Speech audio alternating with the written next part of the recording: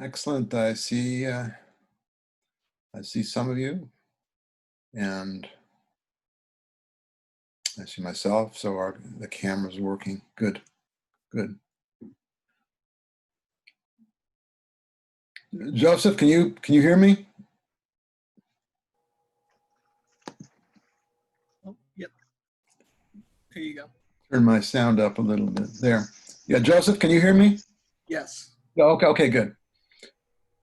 Did you find a book by any chance? I haven't had time to go to the bookstore yet. I'm Okay, gonna go after class is over. okay. Yeah, I didn't know if you wanted to do anything on campus. Are you living on campus or not? Yes. Oh, okay.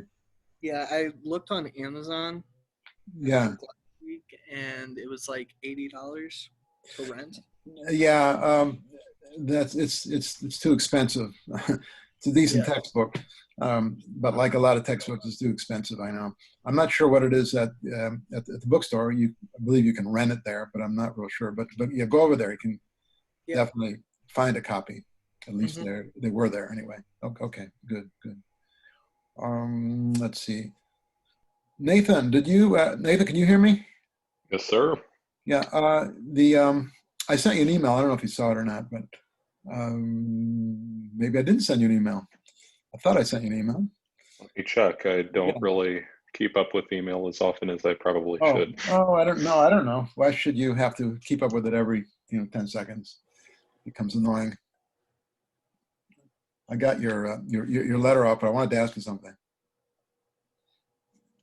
Oh, yeah. Okay. GPA is 3.89. Yeah. Okay. I thought it was right around there. Yeah. Well, that's what I put down. Oh, okay. So I didn't lie then. um, You took the or did risk, I, but it paid off. yeah, or did I say 2.9? I forget which now. Anyway, just kidding. Okay, so that's I done. did get the email that they received your letter, so thank you very much. Yeah, of course, of course. It was easy to do because well, I won't get into gushing words now. Okay. I've done I've done all the discussions for the assignments that was due on that you all did on Sunday, by Sunday, and everybody did pretty well actually. Oh, and I forgot to take a look at the discussion for this week. So there's only for the assignment this week. There's only discussion. There's no quiz, right? So they're going to alternate from this point on, except for I think 1 week. Okay, let me see who's here. Benjamin, I see you. Hello, Jordan, Sarah. We're still missing quite a few folks. Let's wait another minute or two. Colton, I see you, and I see. It's strange it doesn't put his name up there, but is that okay? Oh, you're on the iPhone. Oh, okay. Let's see. 2, 3, 4, 5, 6, 7, 8. Okay, 8 or 9. Okay. Can you all hear me? Yep. Okay. Okay. So, well, we'll get started now because it's a couple minutes later, a couple minutes after 2, and I see that my camera is working today, so I'm assuming that you can see me. And Sarah, I see your, I guess, dog picture, but so I assume you're there accompanying the dog, or at least a picture. Okay. See Taylor, Sarah, Jordan. Oh, okay. Well, most of us are here. I don't see Anna Flavia, but she'll probably be here. Okay, let's I'm wait here. till oh, I didn't see you. Hi, I just joined. Okay. Sometimes hard to, yeah, there's no name up there. Oh, because you're are you on the phone? Is that how you're doing this, or? Yes. Yeah, okay. I think I've only used the phone once doing this kind of thing, and that's when everything else would failed. So it's not that hard to do, is it? To use the phone? It's easier to me. Yeah. Okay. Okay, so everybody is there who's here now. So let's get started. I haven't finished the quizzes yet. I've done maybe half of them, and everybody's done pretty well, actually. Um, as a matter of fact, I was surprised. I think you did better than I did. So I'm happy that you're all doing well. The format's a little different than what I usually use because I don't usually have an assignment every week. That's something that I changed around really because of this format, because of Zoom and because of the COVID. So I hope that everybody is doing okay and avoiding crowds, avoiding wild parties, and generally speaking, staying away from the beach, which is pretty easy to do if you live around St. Louis, right? There is no beach I'm aware of. I guess you'd have to go down to the Lake of the Ozarks or something like that. Some of the lakes, 50 miles away from here. So let's continue because I want to get to chapter 5, but I didn't quite finish chapter 4. UMasters@gmail.com. What's that? FBU. Sorry, go ahead. I can't hear you. Aha. Oh, Darian. Oh, that's Darian coming. Okay. Hello, Darian. Okay. So let's finish up the. Sorry, folks. It's different in the classroom, Let's finish up this chapter 4. We were in the sort of the cultural section, and I want to talk about that. So really, we're sort of the end of the 16th century, beginning of the 17th century, and we talked about the sort of Buraku culture that had emerged. But I want to get, I think I mentioned Kabuki theater last time and talked about that a little bit. And I think I just started to mention haiku. I don't know. Any of you ever, does anybody know what haiku means, what it refers to? It's a kind of poetry. Does anybody have any connection to it? It's a poem that uses 3 lines, and each line has a certain amount of syllables, but I forget how many. Yeah, according, well, it's not this in text, but it's I've got it right in front of me. It's 5, 7, and 5, right? And you would think you can't really say very much in 3 lines and basically 17 syllables, right? And of course you can't. So the whole idea is that this would be highly suggestive. Why would somebody do this kind of thing? I don't know, but I have certainly come across people who spent a lot of time writing haiku, not just Japanese, but people even from other countries, including Russia and some people, no doubt, in this country as well. The whole idea is that the reader, the viewer, makes a lot of associations and kind of connections that are sort of there and maybe aren't there, but we all know from reading poetry that much of the time your understanding of poetry is going to have a lot to do with the associations you make, which certain kinds of words or certain kinds of phrases might evoke, right?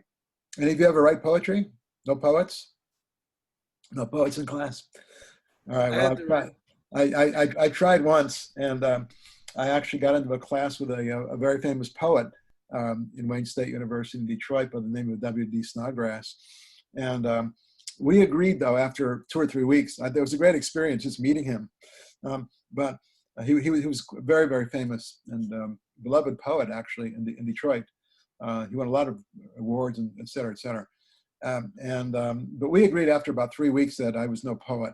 And I lovingly said goodbye, not only to W.D. Snodgrass, but to my career as a poet. And I really regret that because it's a wonderful thing if you have that kind of skill, I think, and I didn't.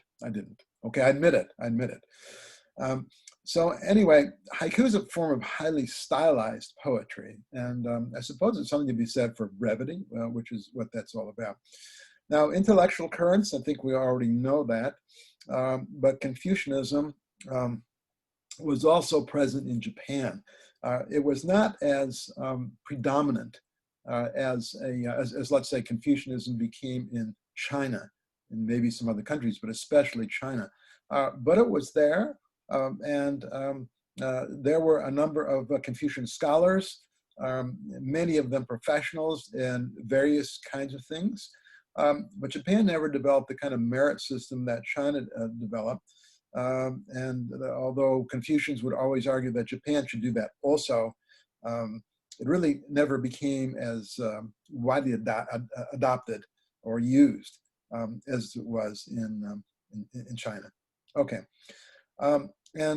Well, the Confucianism, I suppose, was important in one sense in Japan, and it sort of lends greater authority.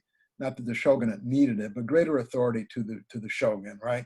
So you can incorporate Confucianism into this system, and no doubt shoguns would have supported that, since the whole idea of Confucianism is sort of patriarchal. That is to say, the authority of the head of state, in this case the shogun, is essentially unchallengeable, right? Okay, so we can say that much, but we also know that the Tokugawa said they ruled by heavenly mandate, right? And that was actually not that different than in China either. Okay, well, Confucianism, to the extent that it was used and followed in Japan, is really only an ethical system that can be incorporated to an extent. But keep in mind, and this would be true of Japan and also China, that Confucianism is not a religion. Nobody would ever regard Confucius as a god or deity. And so Confucianism is not going to replace any form of religion. And although in Japan, I personally don't think that, I mean, Shintoism became the sort of dominant religion, but it never really plays this sort of central role that religion can play in other countries. So is Confucianism like a philosophy as opposed to a religion? Yeah, much more so. It is a philosophy. It leans heavily toward patriarchy, of course, but it's a philosophical kind of ethical system. That's what it is. And it essentially, it's a perfect system if you want people to obey authority, you know. It's a perfect system because it values, sort of ratifies patriarchy, you know. And but as an ethical system, one has to sort of, it implies obedience, but it also implies that the top, even though it's patriarchal and it justifies patriarchy, but the father of the nation or the father of the family also has to comply with certain rules. It also be ethical. So you have to obey the father, but the father has obligations toward you as well. So it's sort of a system that can work and does work. Of course, it essentially is a support system for those who have authority. You know, it's perfect, really, for sort of engendering obedience to, you know, sort of political authorities. So it's a perfect system for, in a lot of ways, for the shogun to use as well. But the shogun also is going to say, well, you know, the power of the shogun, like sort of like the emperor, actually is sort of divine. It's divinely mandated, right? So they don't need an ethical system, because an ethical system implies something that's developed by human beings, and we all know that shoguns have a lot more authority than just the merely human. Just a word or two about historiography, because you know, you get into the 17th century and the 18th century, and Asia, in many ways, corresponds to what's going on in the West.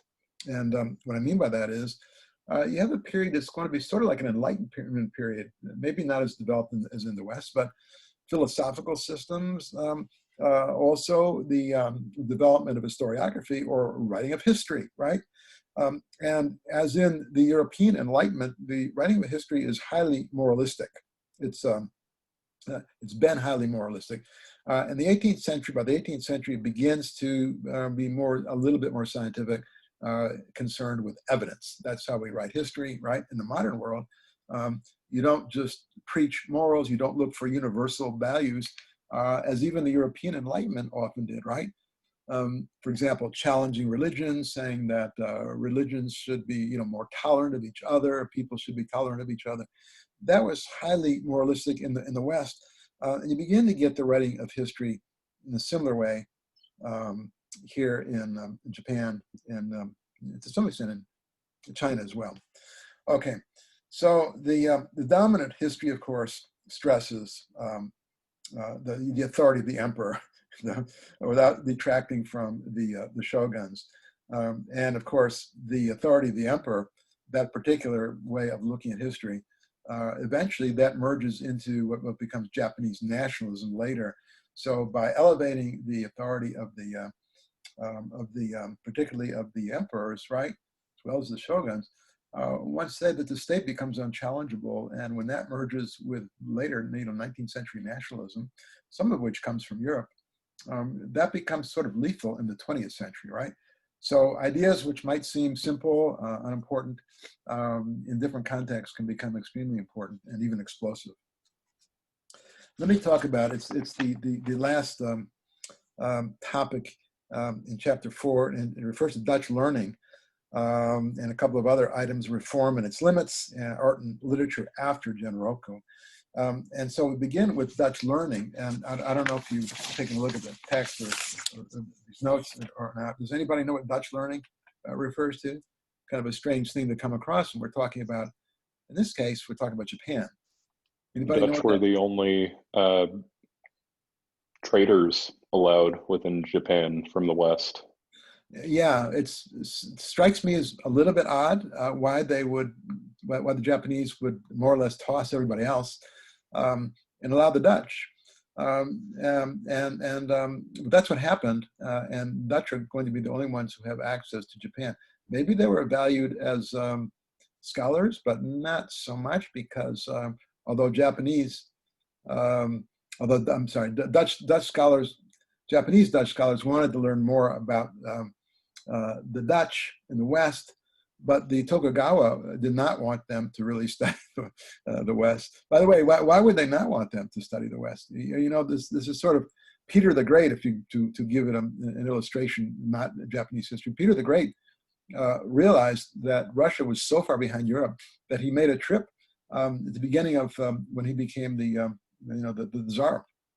He made a trip to Europe to find out what are they doing, why are they so much ahead of us, and what can we learn from them. But the Japanese don't necessarily want to do that. How come? What would you just guess? You know. Well, you know, by the period that we get to, you know, in the 17th century and the 18th century, the Japanese have already learned enough about the West that they're a little bit fearful of it. You know, the West is this place that comes out of nowhere. And remember, until we get, the next chapter is about the confrontations between East Asia and modern Europe, right? We'll get more into that. But you can understand that an island, you know, it's like a sort of fortress, right? It's isolated, just like England was, although England overcomes that in the age of mariners, shipping. But the Japanese don't. It's pretty much self-contained, and they don't really want influence, even from the Asian mainland, because that means China, that means incursions, that could mean war, and so forth and so on. And you remember, the Japanese do everything they can in order to sort of insulate themselves. And then all of a sudden, the Europeans show up. So there were Japanese scholars who want to study more about Japan. They understand that Japan has a lot to learn and maybe can benefit by it. But the top of the pyramid, the political pyramid, doesn't think that way, because Western influence, Western ideas, and then Western religions, you know, they can be pretty unnerving. They can challenge Confucianism, right? They can challenge the development of Shintoism, which is Japanese religion. They can challenge authority, and not only that, but these Westerners, they bring some things with them, right? As a matter of fact, they bring with them guns, and that can be a serious problem. Also, they can challenge the Japanese, who not only don't want influence from abroad, particularly which can challenge their authority, the authority of the emperor, and so on. They understand that things like they don't necessarily want to pursue astronomy and geography, medicine, and all those things, but the Japanese scholars do want to do that, right? Does that have a modern parallel? Do you think today, 21st century? I mean, it's a big gap in time, right? Any parallels? Well, you may not agree with me on this, but think of China. China essentially hated, Western influence, because the Westerners, they were capitalist, So when you had the 20th century, communist revolution, of course, the first thing they want to do is they want to get rid of Western enterprise, Western everything, Western ideas, notions of democracy, because that goes right against the authority of communism. And they don't really want to sort of be invaded by Western ideas and Western religions and so on and so forth. Particularly Marxism is a materialist philosophy, nothing to do with divinity. Well, but then what happens? The Chinese, after they get over their sort of love affair with Marxism and Maoism, discover that they can learn a lot from the West, and they begin to deliberately import everything they can, and then basically to import Western technology and then use it in order to become superior to the West. So, everything can go two ways, right? In any case, the Japanese were determined not to allow their own scholars to travel to the West. And that's because they might travel to the West and they might see, these Westerners, they're more advanced than us. They have science. People seem to be a little bit freer there, right? Although in the 17th century, I wouldn't really want to say that the Europeans were all that free, but the comparison could certainly go against Chinese authorities. And then finally, let's talk about reform and its limits. One of the problems that's going to happen the further you get into the period into the 18th century, you find financial crisis, famines, 1732, 1733, again in 1783, which, by the way, corresponds somewhat to what happened in Europe. So to some extent, the famine almost seems somewhat global. But in any case, the 18th century becomes something of a crisis. The result was death, starvation, rural rebellion, urban riots. And also, by the time you get to the 18th century, the shogunate is less organized, if you remember, less powerful, and a lot of kind of local authority has been assumed by the local Han, the local daimyo. So the 18th century becomes something of a period of relative decline, right? And then, of course, there's several things that happen because the Japanese will attempt to sort of revive trade, and they grant monopolies to merchants, which is something for an annual fee. That's a way of raising money as much as it is to promote trade. And then as far as permanent high hereditary ranks in government for government officers, which had been the case for some time, which, by the way, corresponds also to what happened in Europe, that's abolished in favor of granting stipends and raising ranks, but only for the term while that person is alive. So in other words, hereditary offices are going to be abolished. And then other sources of revenue were special taxes paid by the daimyo, and then land reclamations, which raises taxes essentially on peasantry, price fixing to control inflation, and so on and so forth. But the only result of all this was deflation and an economy that was not doing very well in the 18th century. So the Japanese will come into the 19th century not well organized, not highly centralized, and still behind because they didn't really want to learn anything from the West, and their economy a little bit in shambles, right? So crop failures, food shortages, riots, really by the end of the 18th century, that becomes more endemic, and so forth, and so on. Okay, so I'm gonna stop there for this chapter. Do you have any questions on this chapter? Anything? Let's get to chapter 5. One thing I want to say that this week we'll do only chapter 5. So if we don't finish today, we'll finish it Thursday. So that means that your assignment will be based on this chapter 5, and that is for the discussion, right? And maybe you've already seen it, but all right. So this chapter, East Asia and Modern Europe, First Encounters. If you want to try to imagine that in your minds, just think of the first encounter of the Native Americans when Columbus lands in a place that's now called San Salvador. thinking that he's somewhere around China, right? When he's actually not even in America yet. Okay, well, this era begins actually with the Portuguese. The Portuguese are the ones who are the first to get to East Asia. And then, of course, the Jesuits in Japan. And then there's an impact from other Europeans as well, such as the Dutch we just mentioned, right? So first, let's talk about the Portuguese in East Asia. The Portuguese were the pioneers. And here's something, it's not in your notes, but who was the Portuguese sailor who rounded the Cape of Good Hope, and I believe it was 1497, if I'm not mistaken, and ends up sort of staking a place out, Goa, it's called, off the coast of India. And I don't remember exactly how far he got. I think he got well beyond that, though. Anybody remember? Was it Vasco da Gama? Yeah. Was that Colton? Yeah. Yeah, excellent. Yes, it was. And that's the beginning of the Portuguese being the pioneer. So they reached India in 1498. They reached China in 1514. And then Japan later, about 3 decades later, in 1543.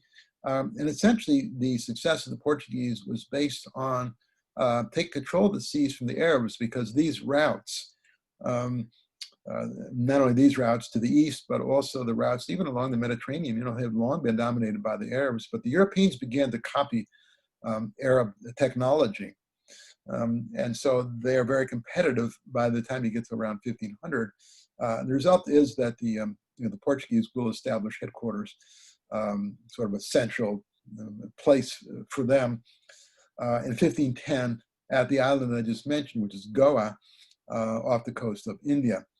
In 1511, they captured Malacca, which is a center well known for spice trade on the straits between the Malay Peninsula and Sumatra. So I don't have a map to bring up here, but if you just think of South Asia, coastal South Asia, that's the area that we're talking about right now.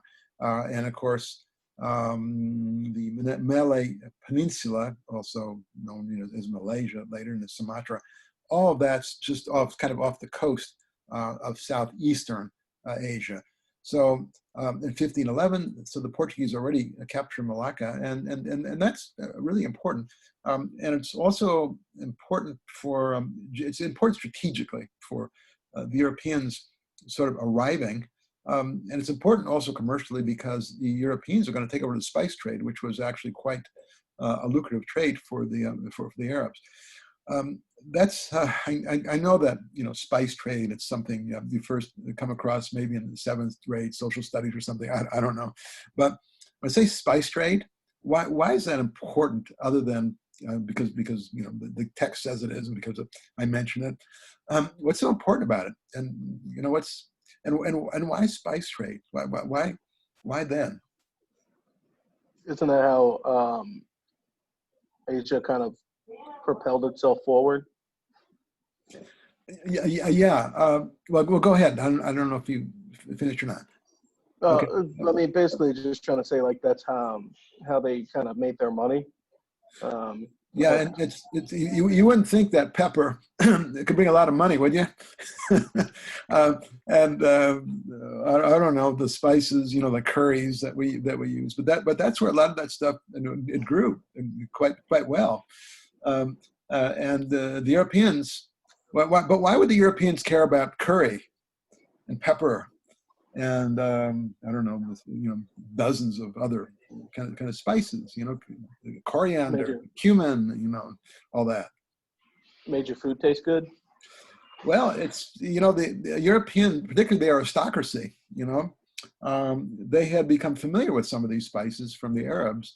And Europeans understood this could be quite a lucrative trade, right? Because there was demand from the people who had money, at least, for these kinds of spices. The other thing about spices was it was very easy to transport, right?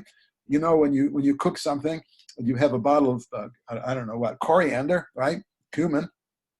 It's not that heavy, is it? Even I can pick up a 3-ounce bottle of cumin, maybe not so easily as I did, years ago. So you understand, this stuff is very easy to transport. It's very easy to, you can actually trade with those who are already growing it. And by the way, that's one thing that distinguishes the Portuguese. They never really colonized. Maybe some people would say, well, Goa, but they never really colonized these areas. They're content just to trade because they know they can make a lot of money, just with trade. Other Europeans are going to have different ideas about that later on, right? That why just ask people to grow stuff and then pay them a profit? Why don't we take the land from them, and force them to grow stuff for us? And then we can make even more money. So that's going to be known as the wonderful development of colonialism later.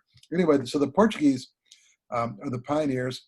The spice trade is extremely important because in Europe, much money is coming into Europe by the beginning of the 16th century because of silver, silver arriving. And a lot of that silver is going to find its way to Asia in order to pay for the things that the Portuguese and then others will be importing from Asia.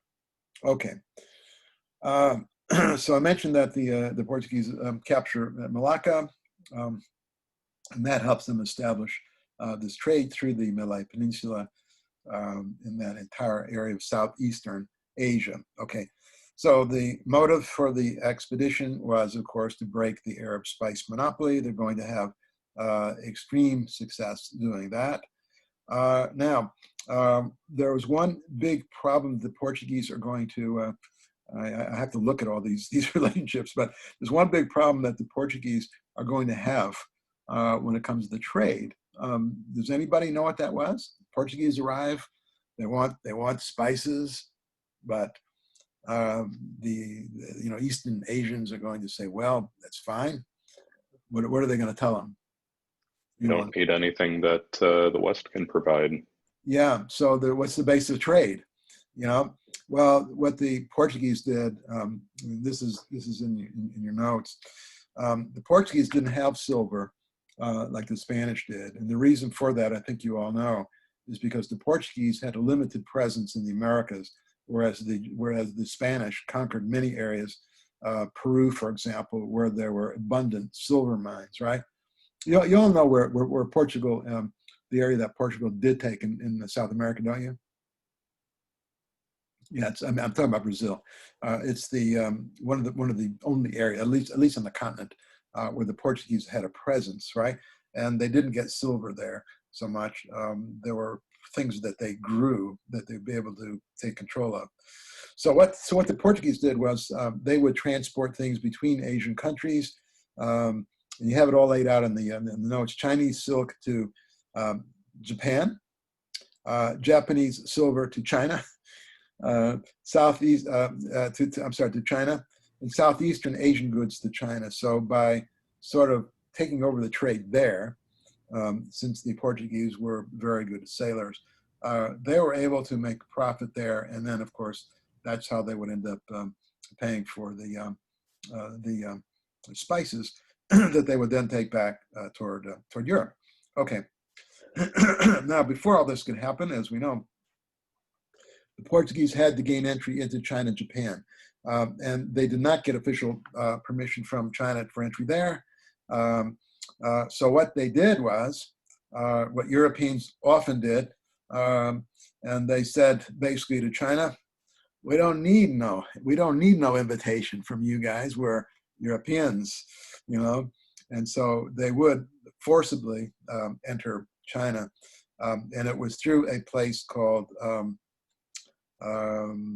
Canton, kind of in the south, at least near Canton, which is the southern part of sort of off the coast, by the coast, the southern part of China, right? Actually, not all that far from Hong Kong. I think you know where Hong Kong is. Hong Kong is an island. I think it's about 70 or 80 miles away from Hong Kong. At one point, the Portuguese kidnapped Chinese children as slaves, I guess they would raise them. And the Chinese assumed they were going to eat them, which I find somewhat interesting because the Chinese had this attitude that the Europeans, Portuguese included, of course, were barbarians. Why would they want children? Well, it must be to eat them because they are indeed barbarians. And of course, so the Chinese really did think of the Portuguese as barbarians.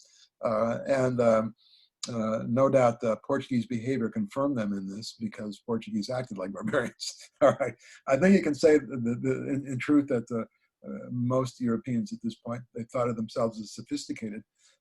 But you know, China had don't forget, China had a thriving, very advanced civilization before the Europeans landed, way ahead of the West. You know, we think that the Renaissance was such an extraordinary thing, that Europe was way ahead of China. It's absolutely not true. The reason that China wasn't interested in the West was because they were much more concerned with the Mongols who were making trouble for them, and they sort of had withdrawn into their own little sort of shell in a way, and became more insular. But aside from that, who knows? The Chinese might have become interested in the West, but why would you care about to go to Europe if it's inhabited by barbarians? So why did the Chinese force the Portuguese out? No doubt because the Portuguese were at that point better mariners, and they had learned, they had embraced the technology from the Arabs, and in any case, the Chinese were not able. They simply were not able to force the Portuguese out of China at that time. 1557, Chinese and Portuguese, China and Portugal reach an agreement. And the Portuguese established themselves in Macau in return for an annual payment, which I actually don't know how much that was. It would not have been very much, I don't think. Macau, by the way, does that name mean anything to you? Well, it doesn't mean much to me either. It's well known now as a sort of it's part of Chinese. It's not the mainland, but it's connected to China, and it was also a sort of, I'll call it more like a Portuguese colony. But in any case, that's where the Portuguese were allowed to sort of disembark. It was at that time an island. It's not an island anymore. Now it's kind of silted up, so it's kind of connected to the mainland. It's also the place where today, I believe it's exempt from, has still a lot of exemptions from China. And it's where a lot of sort of playboys go. It's where, a lot of famous boxing matches, like Manny Pacquiao, for example, has some of his big matches, or will have more matches in Macau. So it's sort of, I don't know what to compare it to, the sort of playboy area, I suppose. Okay, let's turn to the Jesuits. And we all know something about the Jesuits, I think, because we know that the Jesuits were sort of the Knights Militant who fought for this. They were sort of the warriors, or the Knights of the Church. And the order founded in 1540 by Francis Xavier. And we know that this order, more or less over centuries, has been known for the establishment of universities. Just think of St. Louis University, for example. Education generally, more broadly, they're quite well known for famous scholars. And that would be true even in this period as well. So the Jesuits in Japan, where they're not necessarily loved, but where they may be more loved than others. So we understand this means Catholicism. This is now the organized, Knights of the Church, and they're missionaries, really, coming to Japan. So the Jesuits, they get to Goa themselves by the mid-16th century, where they have a number of churches and convents, and of course the Society. So the Society of Jesus is going to be among the very early arrivals in Japan. As I said, they were founded in 1540, and they will sort of lead the Catholic charge against the Protestant Reformation.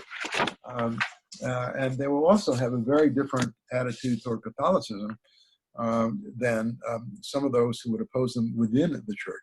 Okay, 1549, Francis Xavier himself, who founded the order, and of course this is a French name, but it goes back actually to the Spanish, lands on one of the islands.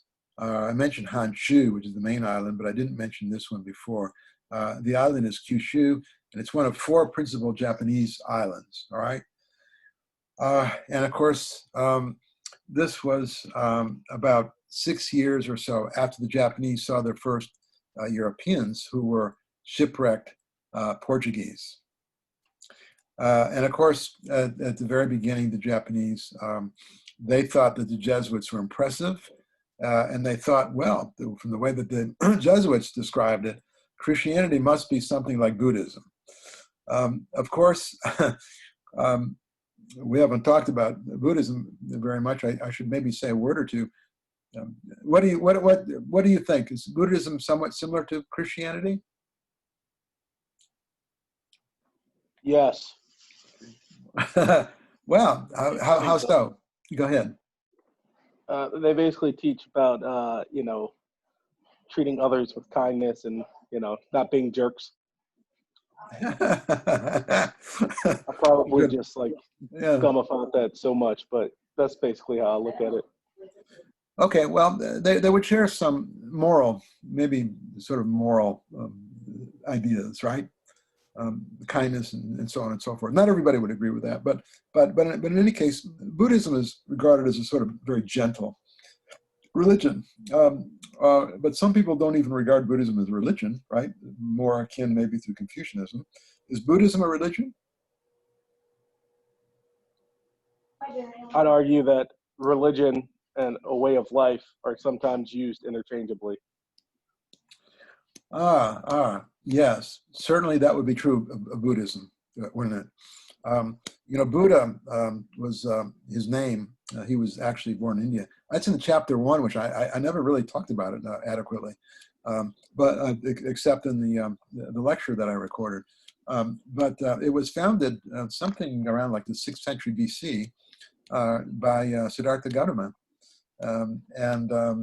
He was the one that sort of developed I won't call it theology, but it's sort of a way of living, a way of life, exactly what you just said, Darian. And the whole idea of Buddhism was, and by the way, there was nothing divine in this original notion. And Siddhartha Gautama never regarded himself as a divinity, as God. And he had a number of people who followed him, but nobody regarded him as a deity. That came later. And probably not even for maybe a century or two or more, when people began to look back and think of him as a divine figure.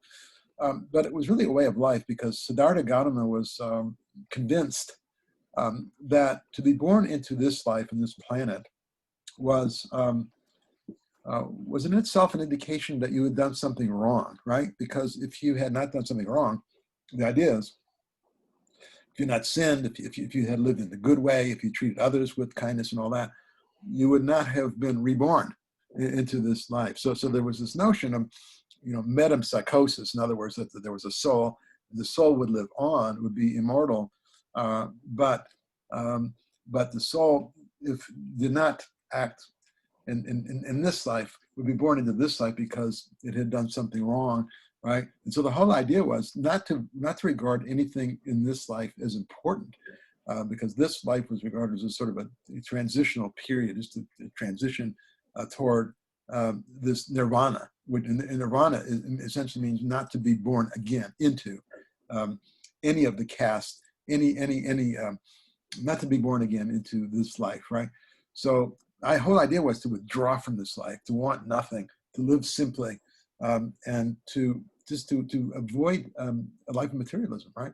So there was a sort of there are definitely connections between this Buddhist ethic, right, and Christianity, and the Jesuits are nothing if not clever people, not to mention really many of them brilliant scholars, and so what if you want to sell Christianity to a people which which really have no idea at all about, Christ, the idea that Christ is the Son of God, the idea that Christ was martyred and then rose to heaven, the idea that Christ will come back again, the virgin birth.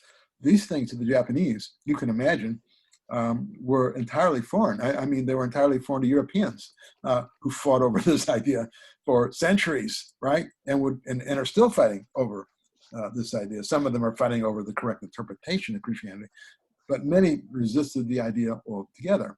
But even Christians, many of them, early ones, said there's no such thing. Christ was not divine at all, or they denied that there's such a thing as the Holy Ghost, or they denied that God would send one of his son to earth and then martyr him, and allow him to be killed. The Jesuits, as I said, clever, and so what they do is they argue that there's a lot in common between Christianity and Buddhism, right? The Jesuits apparently were very impressed by the Japanese, but they criticized them for a couple of bad habits. They regarded them as bad habits.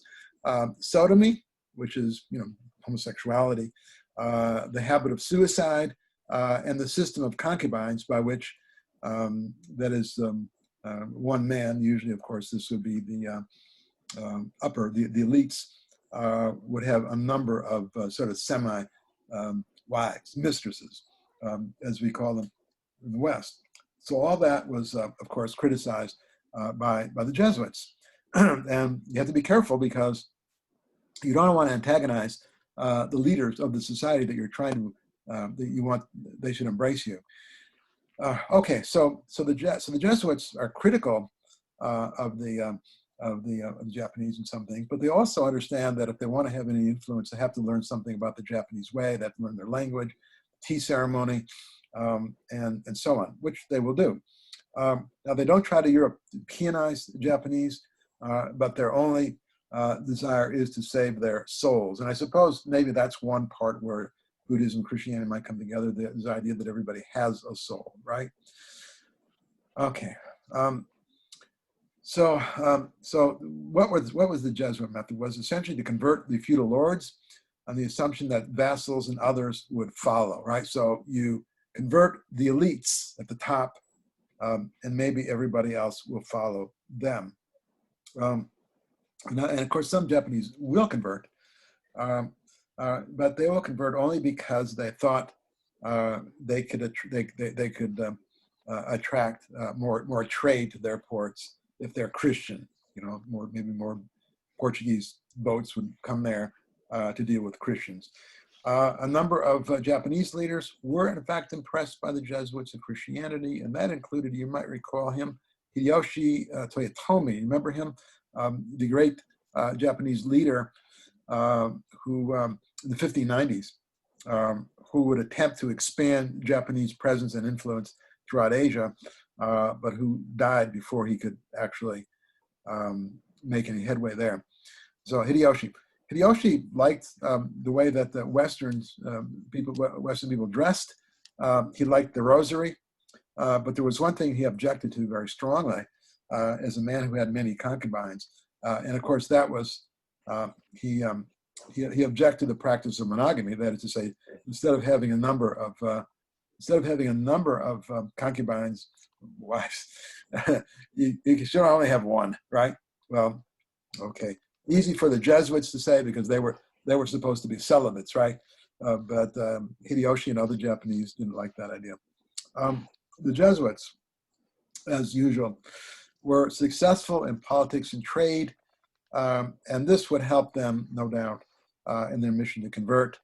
And of course, the result of their presence, the Jesuit presence, was that some Japanese leaders would see them as a threat to their power. And Hideyoshi, of course, will be one of those. And early on, even before Hideyoshi actually consolidates his own power, he issues an order to expel the monks in 1587, but he never really enforces that order. And that's because he wants to encourage trade with the West. So he sees commercial possibilities, while the Jesuits, the conversion possibility. So there is something of an agreement between them. Okay. Yeah. You have any comments, questions, anything? Okay. Now the impact of other Europeans. What about that? The impact of other Europeans. The next people to reach Japan were the Spanish. And of course, the Spanish, as we all know, conquered the Philippines in 1571. Don't ask me what the Philippines were called by people living there, because the name Philippines comes from the Spanish king at that time. It was King Philip. So King Philip gives his name to the Philippine Islands. The Japanese will draw a number of lessons from the Spanish conquest and colonization of the Philippines. And it was pretty obvious to draw this conclusion in particular, that Europe has imperialist ambitions, and somehow or another, Christianity and colonialism are connected. Let's pause there. Do you agree with that assessment? Seems like a pretty astute assessment, right? What about it, class? Imperialism, or I should say in this case, I'll say colonialism, imperialism, colonialism, and colonization, and Christianity. Do they go together? Certainly. The religion. Sorry, Colton, go ahead. Yeah, go ahead. I mean, that seems to be the impetus for a lot of European colonization. Yeah. You know, wherever the European armies went, whether it was Asia, or particularly Africa, you know, and of course America, right with the armies were the priests, you know, who would attempt to Christianize everybody. And of course they would attempt to Christianize, of course, the Native Americans in particularly Mexico, South America. So there's a big presence of the Catholic priests who went with the conquistadores.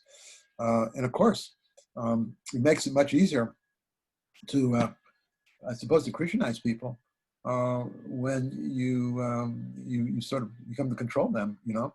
Some would say, well, Christianizing them was a way to come into control of people, and to some extent, perhaps that's true. But in any case, Europeans will do that everywhere, and that's going to be true in Asia as well. I remember when I was first starting out to teach and looking for jobs, and even then, and it's true now, if you look at China and the universities are there, the thing that impresses you is, even today, how many of them are Baptist universities, you know? There's a Christian presence, definitely, still in Asia, and you know, even in China, which you would have thought that these universities would have been totally suppressed by the communists, but there they are. They're still there. They've not been suppressed. Japan has some of these too, and so and of course France had a major presence of the Catholic Church, which attempted to bring not only the French language but Catholicism to Vietnam, and there's no question that both the language and the religion became a very kind of strong foothold there as well. Okay, well, so this connection between Christianity and colonialism is hardly new. It may have been new then, but it's something that's going to develop over time. Now, I've mentioned the Jesuits, so that's talking about the Catholics, of course. Now, when the next people become very involved are the ones I referred to at the beginning today, and I'm talking about the Dutch. To a large extent, the Dutch, and of course also the English. You know, English influence and domination would come a little bit later, but it would be a profound impact, particularly in China, where the English would establish the strongest toeholds onto the Chinese mainland, maybe probably stronger than any other country had done. And in the 19th century, there were a number of wars between England and China. Okay, so now we're talking about the Dutch and English Protestants. They arrived in the early 1600s. And of course, they're going to start criticizing their Spanish Catholic rivals. And the result was that Japan becomes aware, as others will, that Europeans don't have a single interest. They don't speak with a single voice. And then, in fact, there's different Europeans with different languages and even different forms of Christianity. And that's going to have an impact also on Asia. Now, Portugal maintained itself by inter-Asian trade, but the Spanish are going to be quite different, at least up until the point where they run out of the stuff. The Spanish are going to use silver because they were the ones who were mining all the silver in the Americas. And there was a huge silver trade that crossed the Atlantic into Europe. But then as Asia's discovered, the only way that Europe can actually pay for things, or at least the Spanish are going to be able to pay for things, is to simply use silver. They will not take over the Portuguese trade, certainly not right away anyway. But in any case, they will use silver in order to acquire particularly Chinese silks and other kinds of Chinese commodities, right? Okay, so that's the way that they're going to deal. In addition, the Spanish, well, of course, will patronize not the Jesuits. They're going to actually support the Franciscan order, right? And the Franciscan order, quite different than the Jesuits. The Franciscan order doesn't work with the elites, they work with the poor. And that's going to be somewhat true also even now in Asia. So they don't work with the elites as did the Jesuits. And so what we can say in sort of conclusion to this is that the factors, different orders, different nationalities opposed to each other actually will weaken the Europeans and put the Japanese in somewhat of a position of strength. So in a way, as always, Europeans coming into conflict with each other will hurt their interest more than anybody else. The result is going to be this next section, the closing of Japan, right? Makes it a little bit easier if Europeans are competitors with each other. And it's the Tokugawa themselves. Remember that they established themselves pretty much by 1600, no later than 1603. The Tokugawa take over in Japan, and they turn on the Europeans. And in 1606, they declare that Christianity is illegal. In 1614, they campaigned to expel the missionaries. And that is something perhaps a little bit more difficult than it sounds, but in any case, maybe not that difficult. The interesting thing is by 1614, there were already 300,000 converts to Christianity in Japan. That would take, I think, a lot of skill to do because really the Japanese could not have understood very easily, as we know, what Christianity meant. So you have more or less a war going on also between Japanese and Christians. Between 1606 and 1638, tens of thousands of Christians will lose their lives. And the reason for that, which might seem pretty obvious actually, why persecution of Christianity? Well, because the Japanese saw Christianity as subversive to their political order and their social order, because Christianity challenges Japanese values and beliefs and is associated with European expansionism. And of course, Christian teachings taught that non-Christians would not be saved. Now, why is this a threat to the shogun? Why would this be a threat? Or could it be a threat to, let's see, those in power in Japan? Okay, non-Christians might not be saved, right? Would not be saved, right? Is that a problem though? And for the why would political authorities, what would they resent about that? Well, Is the emperor not Christian? yeah, the emperor is not going to become, Catholic or become a follower of, Martin Luther, right? And the shogun they're not going to convert, And when you have, I think this is true anywhere really. When you have sort of like a new religion coming in, right? And particularly in a country where religion, to some extent, is also a way of control, or in any case, it reflects a certain kind of value, And we have somebody, a foreigner, European at that, who comes in and suddenly is telling you that you're pagans, you're backwards, you're going to remain backward until you embrace Christianity. It's not only challenging religious ideas, it's challenging authority, Um, and if you just if I can take you from Asia back to Europe just for a moment, and well, we're a little bit later here, but if I could take you to 16th century England, in particular after Henry, when Elizabeth I is the queen, what was the big issue there? Well, it was the establishment of religion. You know, Anglicanism becomes the official religion of England. And if you wanted any kind of a position in government or any power, you had to be Anglican, you know. And while the analogy is not perfect, but still, you don't want people from another country coming and then telling you you're pagan, telling you that your religion is backwards, and sort of assuming power over people by saying they should convert to the religion which you control, because that they could easily say that you, the emperor, you, the shogun, are backwards. You're following pagan ideas. You're following ideas which don't merit anything. You're following ideas, by the way, which are going to lead you to hell. You're not going to be saved. You know, Christianity saves you. Well, it's also saying that, you know, the Christianity is really sort of focused on the next world, whereas the Japan is not. You know, except maybe for the devout followers of, you know, the Buddhism.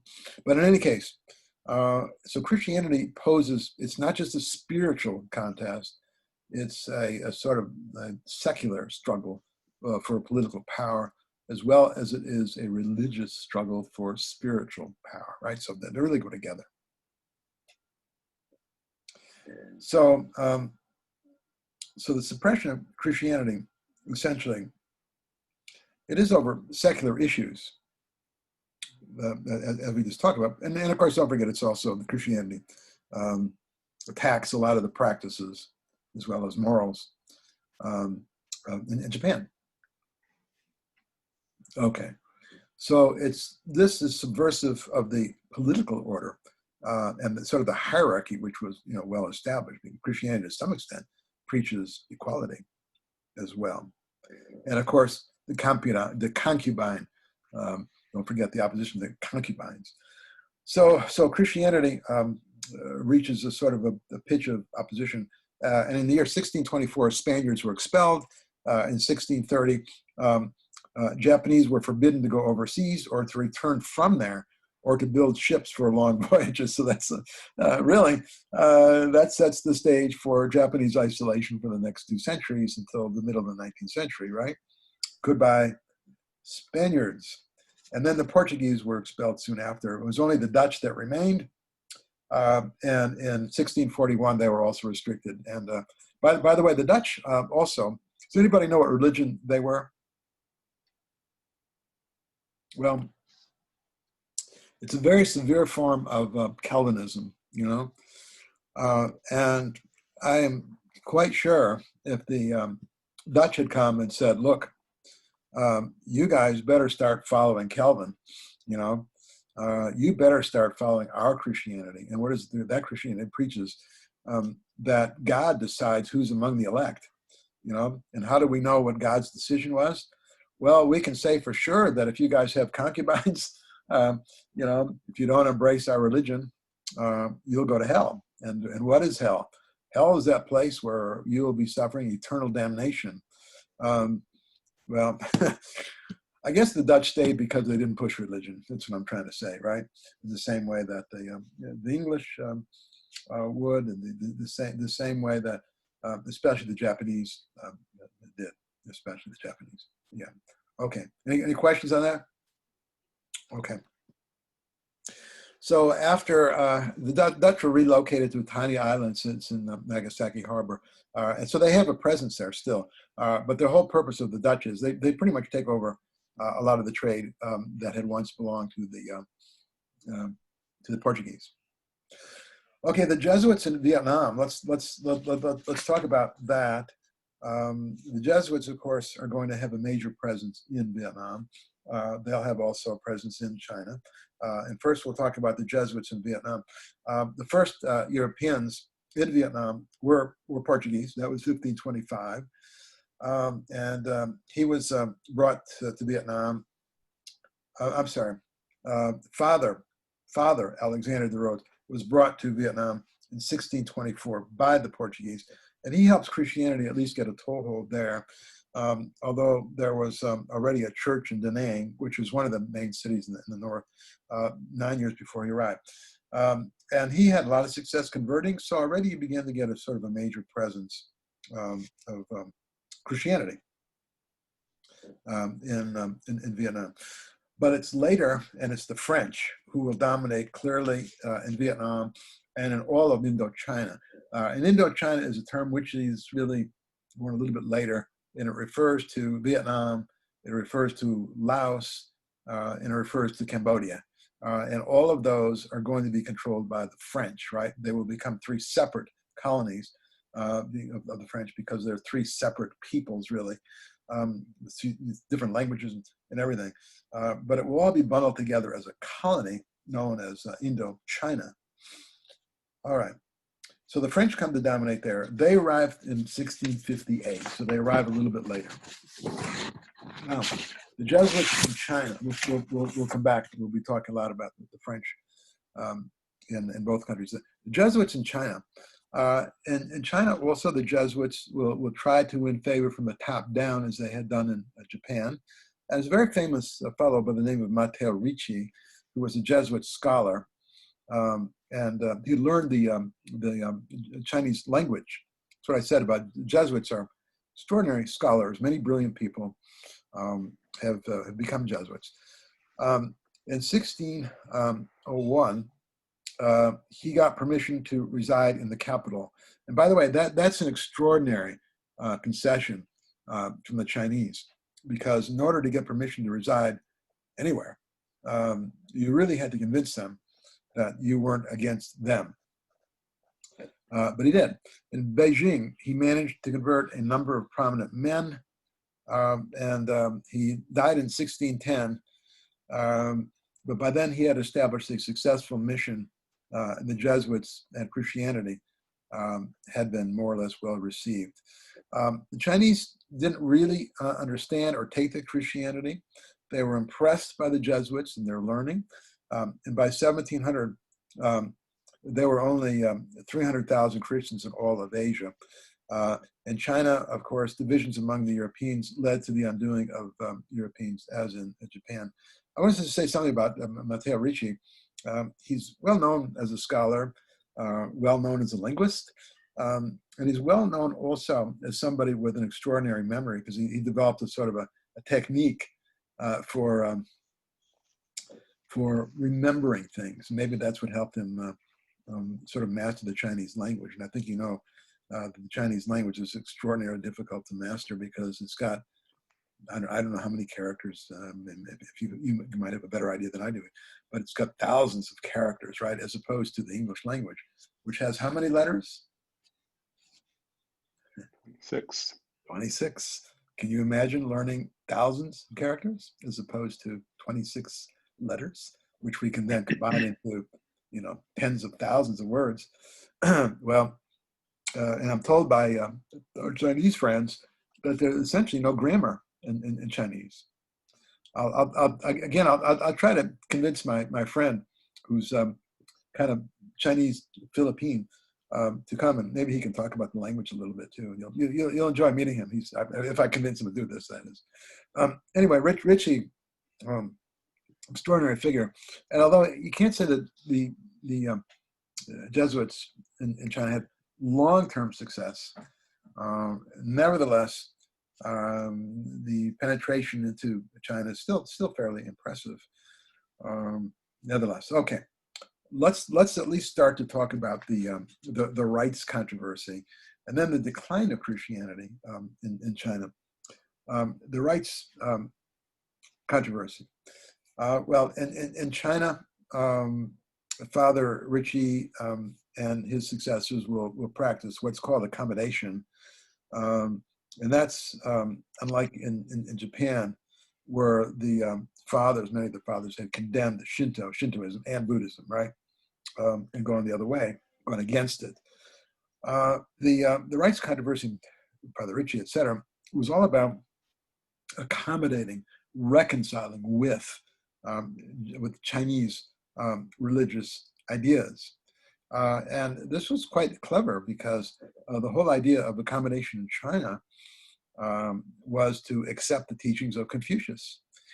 And essentially saying that, yes, of course, Confucius was one of us. He was an early one of us, I guess well before Jesus came. And so what Ritchie and others will do is essentially complete the teachings of Confucius and merge them with revealed religion, right? So the Jesuits convert Confucius into a religious teacher, even though we just saw essentially Confucius was never a religious teacher at all. He taught ethics and kind of philosophical systems, right?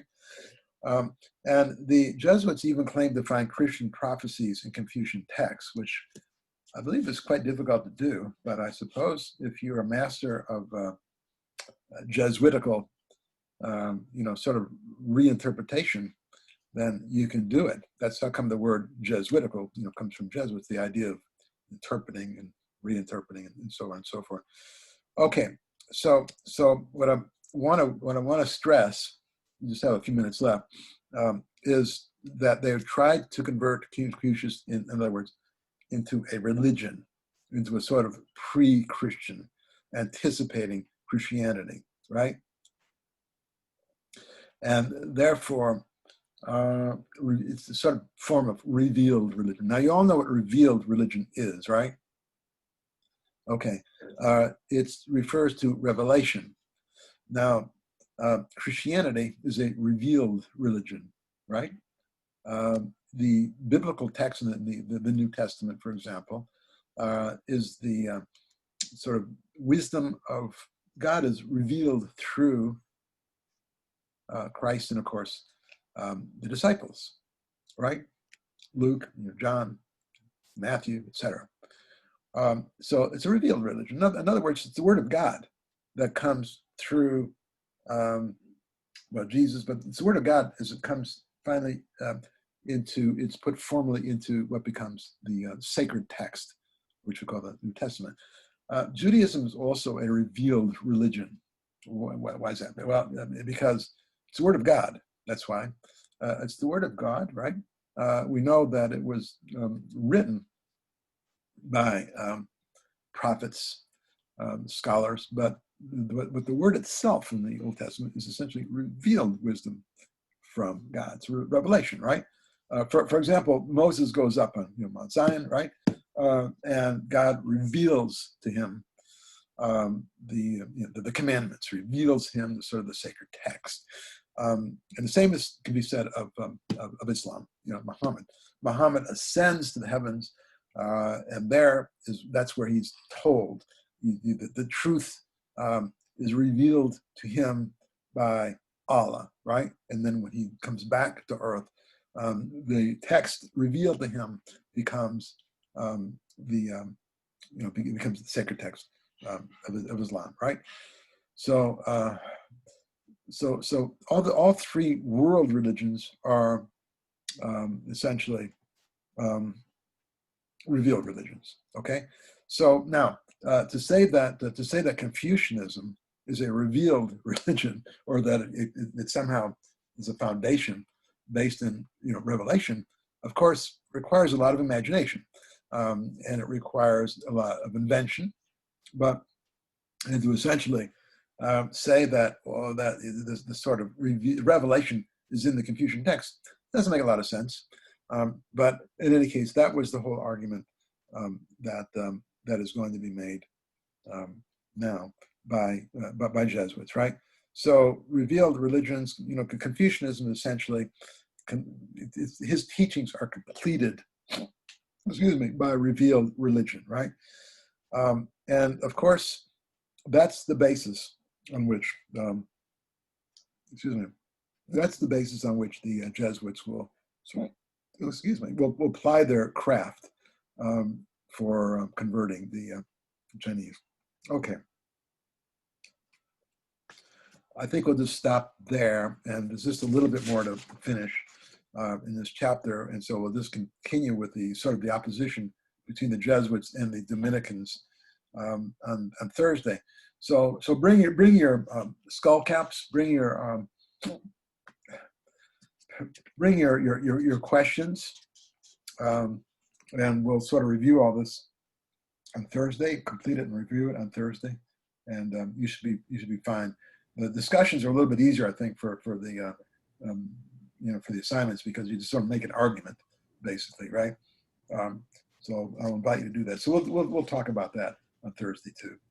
Okay. Any questions from anybody? Very good. Then I will see you all on Thursday, and some of you I'll see sooner than that, actually, tomorrow. So All take right. care of See you yourself. then. Stay safe. Bye. Thanks. You too. Bye.